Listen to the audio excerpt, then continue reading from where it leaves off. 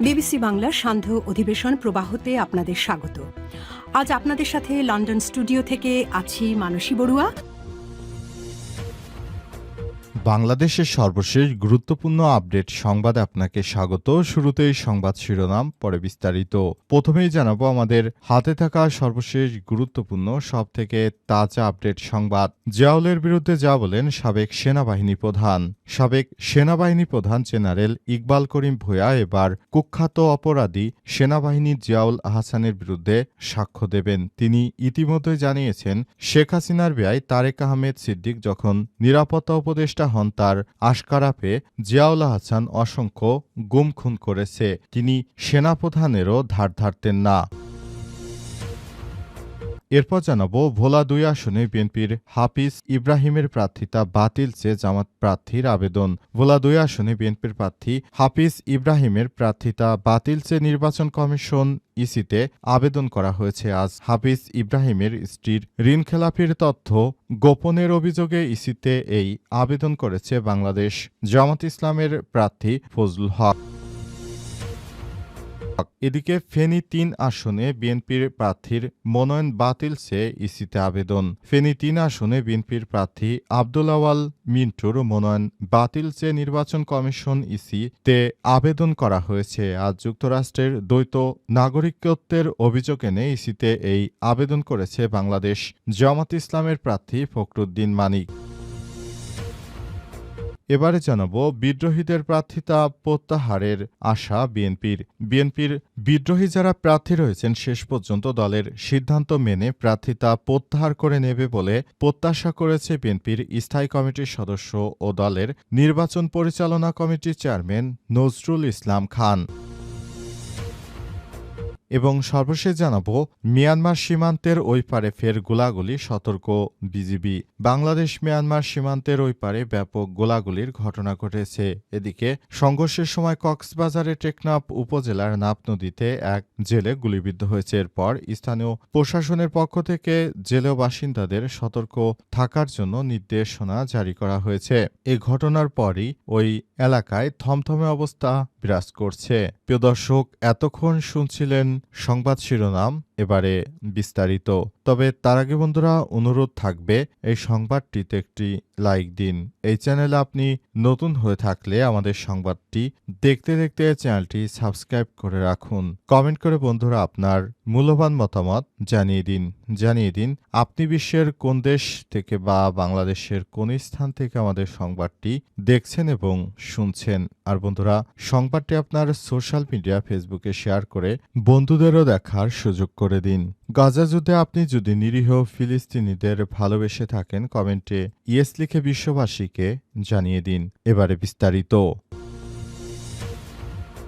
জিয়াউলের বিরুদ্ধে যা বলেন সাবেক সেনাবাহিনী প্রধান ইকবাল করিম ভূঁইয়া। শতাধিক মানুষকে গুম খুনের মামলা। আওয়ামী লীগের ১.৫ দশকের শাসন আমলে গুম খুনের ঘটনায় আন্তর্জাতিক অপরাধ ট্রাইব্যুনালের তদন্ত সংস্থার কাছে আজ জবানবন্দি দিয়েছেন সাবেক সেনাবাহিনী প্রধান ইকবাল করিম ভূঁইয়া। এতে বরখাস্ত সাবেক সেনা কর্মকর্তা মেজর জেনারেল জিয়াউল আহসানের বিরুদ্ধে গুম করে শত শত মানুষকে বিচার বহির্ভূত হত্যার তথ্য উঠেছে। গুম খুনের ঘটনায় মানবতাবিরোধী অপরাধের মামলায় জিয়াউলের বিরুদ্ধে ট্রাইব্যুনাল ১-এ সাক্ষ্য দেবেন সেনা প্রধান ইকবাল করিম ভূঁইয়া। গতকাল এই তথ্য জানিয়েছে চিফ প্রসিকিউটর তাজুল ইসলাম। আজ এ মামলার আনুষ্ঠানিক অভিযোগ গঠনের শুনানি শেষে ১৪ই জানুয়ারি এ বিষয়ে আদেশের দিন ধার্য করেছে আদালত। জিয়াউলের বিরুদ্ধে তদন্ত সংস্থার নিকট জবানবন্দিতে সাবেক এই সেনাপ্রধান বলেছেন, র্যাবের অতিরিক্ত মহাপরিচালক এডিজি দায়িত্ব পেয়ে অতিরিক্ত উচ্ছৃঙ্খল হয়ে ওঠেন জিয়াউল আহসান। জিয়াউল আহসান যখন উচ্ছৃঙ্খল হলেন, তার আগেই এনটিএমসির দায়িত্ব যখন তাকে দেয়া হয়েছে, তখন থেকে তিনি আরও বেশি উচ্ছৃঙ্খল হন। যখন শেখ হাসিনার বেয়াই তারেক আহমেদ সিদ্দিক তিনি নিজে এই এনটিএমসির এই পদটি চালু করেন, তখন থেকে মূলত আরও বড় ধরনের বেপরোয়া হয়ে ওঠেন তিনি এবং তিনি নানাভাবে অনৈতিক সুযোগ সুবিধা নিতে থাকেন। বিশেষ করে যারা বিরোধী দলীয় নেতাকর্মী রয়েছে তাদেরকে দমন করার জন্য সবসময় কাজ করতেন তিনি, এবং শেখ হাসিনা ডান হাত হিসেবে তিনি সবসময় নিজেকে সেভাবেই তৈরি করেছিলেন। তবে শেষ পর্যন্ত তার আর শেষ রক্ষা হয়নি।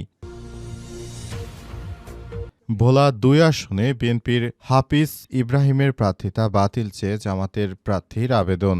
ভোলা ২ আসনে বিএনপির প্রার্থী হাফিজ ইব্রাহিমের প্রার্থিতা বাতিল চেয়ে নির্বাচন কমিশন ইসিতে আবেদন করা হয়েছে আজ। হাফিজ ইব্রাহিমের স্ত্রীর ঋণ খেলাপির তথ্য গোপনের অভিযোগে ইসিতে এই আবেদন করেছে বাংলাদেশ জামাত ইসলামের প্রার্থী ফজলুল হক। সর্বশেষ তথ্য অনুযায়ী এই ঋণ খেলাপি হচ্ছে বিএনপির নেতাকর্মীরা।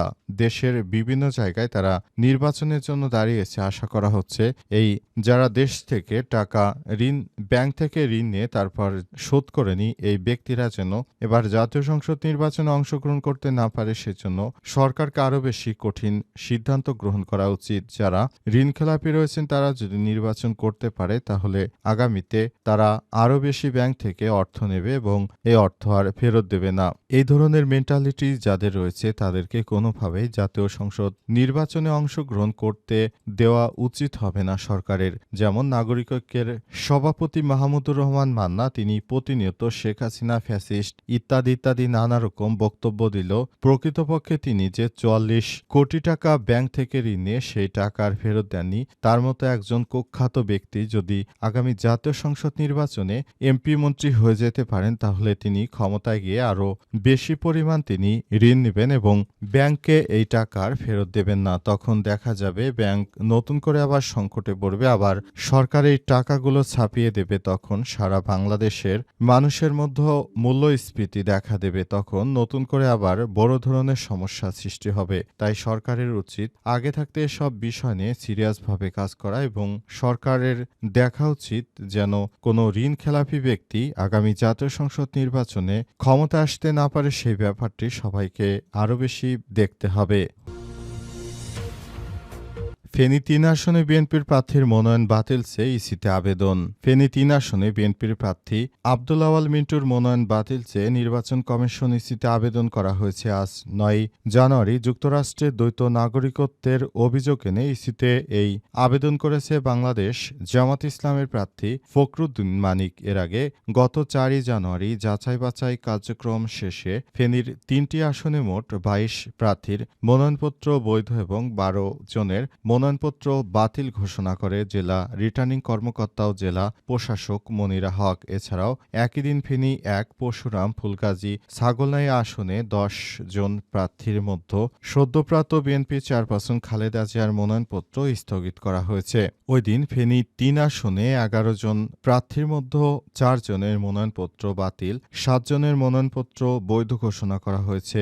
এর মধ্যে বিএনপির ভাইস চেয়ারম্যান আব্দুল মিন্টুর আবেদনপত্রকে বৈধ দেওয়া হয়েছে, তবে তার মনোনয়নপত্র বাতিলের জন্য আবেদন করেছে বাংলাদেশ জামাত ইসলামের নেতৃত্ববৃন্দরা। তারা জানিয়েছে উক্ত ব্যক্তির তার বিদেশেও নাগরিকত্ব রয়েছে। সুতরাং এই নাগরিকত্বর বিষয়টি সামনে আসার পর থেকে নতুন করে আবার সমস্যা দেখা দিয়েছে এবং মনে করা হচ্ছে যেন এই ধরনের সমস্যার কেউ সৃষ্টি করতে না পারে, সেজন্য সবাইকে আরও বেশি দায়িত্বশীল ভূমিকা পালন করতে হবে, সবাইকে নিয়ে কাজ করতে হবে। বলা হচ্ছে বিষয়টি যেন শেষ পর্যন্ত অন্য কোনো দিকে না গড়ায়, সেই ব্যাপারটি নিয়ে সবাইকে আরও বেশি ভাবতে হবে।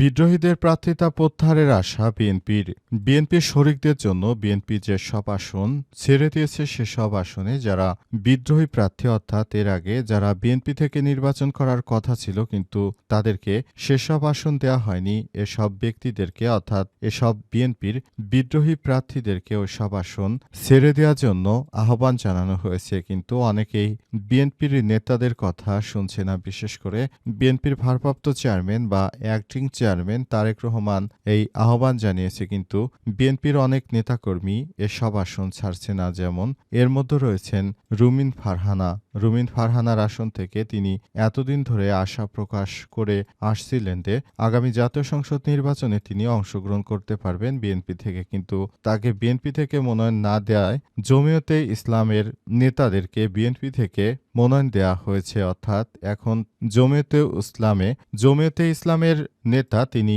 খেজুরগাছ প্রতীকে রুমিন ফারহানার আসন থেকে নির্বাচন করবেন এবং রুমিন ফারহানা করবেন স্বতন্ত্র প্রার্থী বা হাঁস প্রতীক নিয়ে তিনি নির্বাচন করার সিদ্ধান্ত গ্রহণ করেছেন। আর এই ব্যাপারটির বিষয়ে বিএনপির ভারপ্রাপ্ত চেয়ারম্যান তারেক রহমানের পক্ষ থেকে ইতিমধ্যেই বলা হয়েছে যে আপনারা যারা এখন আমাদের যুগপৎ আন্দোলনে শরিকদের বিপক্ষে লড়াই করার সিদ্ধান্ত নিয়েছেন তারা যেন দ্রুততম সময়ে আপনাদের এই মনোনয়নপত্র বাতিল করেন, সেটা আমাদের দলের জন্য আরও বড় ভূমিকা পালন করবে।